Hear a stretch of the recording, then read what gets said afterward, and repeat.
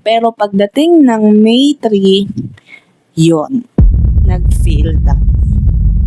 So, yun, nag-failed ako. And I admit guys, nag-failed talaga ako. So hello guys, good afternoon, good morning, good afternoon, or good evening, kung anong oras mo man to napapanood. Kamusta? Medyo matagal-tagal na rin nung hindi ako nakapag-upload or nakapag-vlog regarding doon sa sinabi ko na weight loss journey.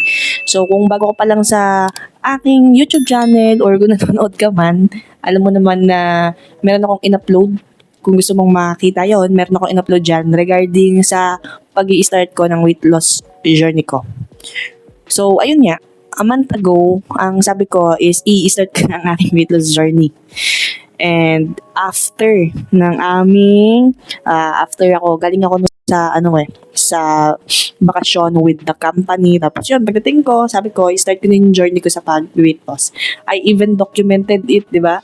In-upload ko siya. Maano ko rin siya. Makahanap ako ng weighing scale kasi wala yung weighing scale ko dito. Nasa Bulacan. So ayun,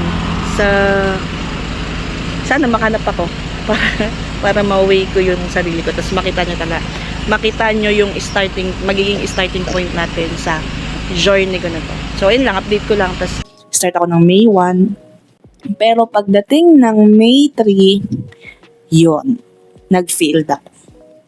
So May 1 lang nag-start, tapos yun na, nakapag cheat day ako ng isang araw, cheat day na 2 araw, hanggang pinakadulo, hindi ko na nagawa yung sinasabi ko na weight loss journey. So, yun, nag-failed ako. And I admit guys, nag-failed talaga ako. And walang ano dito, for transparency, nag-failed talaga ako. Lalo na sa ako, hindi ko alam kung bakit hindi ko mapigilan yung sarili ko. Honestly, hindi naman ito yung first time na nag-diet ako. Ang dami ko nang ginawa. Tumaba ako, pumayat ulit ako, tapos tumaba ulit ako, pumayat ulit ako. Pero hindi ko pa rin nakukuha yung dream physique ko. Hindi ako maging consistent ba sa ginagawa ko. And siguro, ngayon, yung sistema natin, yung gagawin nating sistema is hindi tayo maglalagay ng parang dapat after 3 months makuha ko yung target, ganito ganyan ko, what not ganyan. Pero hindi ko makuha yung kilograms ko or yung target weight ko after this weight loss journey. Okay lang kasi ang ko ngayon, ang aking pinopokus ngayon is maging sustainable yung sistema ko. Hindi ako ulit pag nadapa ako, nahihirapan na naman ako bumangon. Yung ganun ba? Kasi kapag kunyari, di ba, napakadali nung sa atin. Napakadali lang na sabihin na, mag-start na ako ng May 1 ha. After ng May 1, guys, wala na. Sige, start natin, kain tayo, tapos punta tayo sa gym. After ng May 2, May 3, may magyayaya lang. Ayun na, nawawala na. Hindi ako makahanap ng motivation. Pero yun, alam mo yun, parang siguro ang dami lang nang nasa isip ko guys. Kaya, eto sa lahat ng mga sinasabi ko, nag-fail talaga ako. Yun, ina-admit ko yun. Hindi ko talaga nagawa totally yung pagda-diet ko. So yan, papakita ko sa inyo yung katawan ko, no, yung tinaba ko. Actually nung last time na nag-enroll ako sa gym, nag-enroll pa nga ako sa gym today is May 6, update ko lang kayo. Nandito ako sa gym. Pakita ko yung gym sa inyo. Update ko lang kayo na ako, membership form na ako. So today, malaman ko ang aking weight. Yan, check na natin kung ilan ang ating weight na. Wait lang, try natin yung gana ba? Yung nagana. Oh my god, hindi pa ako nag-i-start sa nice! 77. Hindi ko na dito na upload. Nag-enroll ako sa gym. Ang pinaka-last na weight ko noon is nasa 77 kilograms ako. Mga pa lang yun, mga first week of May. Kasi nga, mag-start tayo Pero nung etong end of the month na, hindi na ako nakabalik ng gym. So ngayon, ang ginagawa ko lang is more on walking, yon. So siguro ang ang aking weight is siguro nasa 85 kilograms or 80 kilograms. Do not know kung ano. Pero alam ko na bumigat talaga ako. Itong video na to guys na ginagawa ko is ito talaga yung start na. No? Di ko sinasabi na failed na to agad or kaya naman is another months na naman to ng failure ko. Start na talaga dahil today is June 6. Nung June 1 ako nag-start. June 6 pala, sorry. June 5, sorry. June 5 ngayong araw, then June 6, then June 1 ako nag-start. So hindi pa ako nagtitimbang ulit. So ipapakita ko yung aking pictures at video nung aking kalagayan sa katawan. So siguro magwe-weight in ako on the second week. Pero itong first week hindi muna tayo magwe-weight in.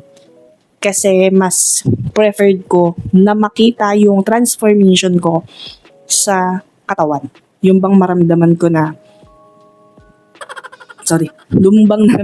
nag-light yung weight ko. Tapos nakikita ko na medyo hindi ako nahihirapan ng maglakad. O kaya naman yung yung clothes, yung laki ng tiyan ko, or ganito ganyan, yung lobo ng aking muka. So ayun, yun yung gusto kong makita mo ng changes, yung sa physical appearance. Kasi dalawang linggo natin gagawin. So merong magkakaroon ng changes doon. Then yun, itong video na to is my siguro reclamation, no? Ito ang aking magiging talagang weight loss transformation journey. Ito yung siguro ito na yung proclamation ng sure na nag-i-start na ako. Kasi nakapag June 5 na ako, 5 days na. And then magagawa rin ako ng video regarding naman, ito matagal ko tong ma-i-upload kasi ang balak ko is i-compile tong video na to ng isa lang sa loob ng 3 months kung ano yung magiging itsura or magiging kakalabasan ng ating diet program. Sa diet program naman natin guys is gusto ko sana more on sa outside ako magte-training, outside ako mas more on outside. Ayoko sanang mag-gym. And the second is gusto ko rin sanang i-start yung 75 hard challenge, pero kasi hindi pa kaya since sa mga trabaho ko din. Ang dami kong hinahabol na deadlines para sa sarili ko dahil basta siguro sa another videos ko na lang yung sasabihin. Ang dami ko i-upload, no? Pero ang dami ko kasing ginagawa ngayon. Kaya, I decided na wag ko naman gawin yung 75 hard. Mag-focus muna ako doon kung ano yung mangyayari or kung hanggang saan yung maaabot natin sa 3 months.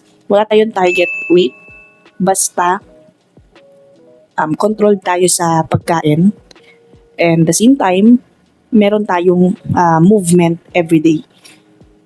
Pero regarding back to dun sa aking decision na hindi mag-gym or mag-enroll ulit sa gym, baka makapag-enroll ako dahil nga June na. So ayun na, umuulan na, hindi na tayo makakapag-jogging or makakapag-walking sa labas. So yeah, baka mag-enroll tayo doon. And sa pagkain ko naman, doon na tayo sa pagkain ko. Sa pagkain ko naman is more on whole foods ako. Ang target ko, gumagamit pa rin ako ng tracker. Pero next videos, explain ko rin kung paano naman ako kung paano ko naman gamitin yun. By the way guys, yung calories ko, budget calories ko per day is nasa 1,400. Ang ini-aim ko nga is 1,200 pero sobrang baba na yun. Sobrang baba na yun. Well, kung hindi ko ma-hit yung 1,200, okay lang. Kung mas mababa pa sa 1,200, okay lang din. Pero at least meron akong budget. Pero hindi ko naman masyadong i-strict yung sarili ko kung, for example, tinimbang ko tapos gutom pa ako, 'di ba? Kung gutom pa ako, gusto ko kumain, kakain pa ako, dadagdagan ko. Kung mag-calorie surplus yun, okay lang. As long as hindi ako umaabot ng dalawang or 2,000 calories per day. And yeah, I believe in the saying of other coaches dyan at saka mga other na nagda-diet na calorie countings or calorie deficit works talaga. Nagawa ko na siya before and gagawin ko siya ulit ngayon. So, dati nakapag-try na rin naman ako ng low carb. And honestly ganun lang din naman siya. Low carb yung mga kakainin mo, low carb, and syempre, mas pag kasi low carb yung kinakain mo, mas mababa din siya sa calories. So, the more na mas mababa sa calories, mas madami kang makakain. Diba? Parang ganun siya. Pero anyways, hindi ko na muna siya dun, namatay na to. So anyways, hindi ko na muna to pahabain guys. Wait lang, ayusin ko lang to. Yan, binalik ko lang ang ating ilaw, baka hindi nyo ako makita. So anyway, guys, hindi ko na to pahabain. Ang gusto ko lang sa inyong sabihin or i-update na I'm sorry I failed last month. Pero ngayon, ito na ang ating proclamation day na tayo ay talagang on diet na. 3 months weight loss, siguro transformation, pero progress. 3 months progress ng ating diet. And yun, update ko lang kayo. And then, see you on many more videos to come. So, ang focus natin for today is ang ating body weight loss. So, yun lang naman guys. Be 1% better every day. Bye-bye!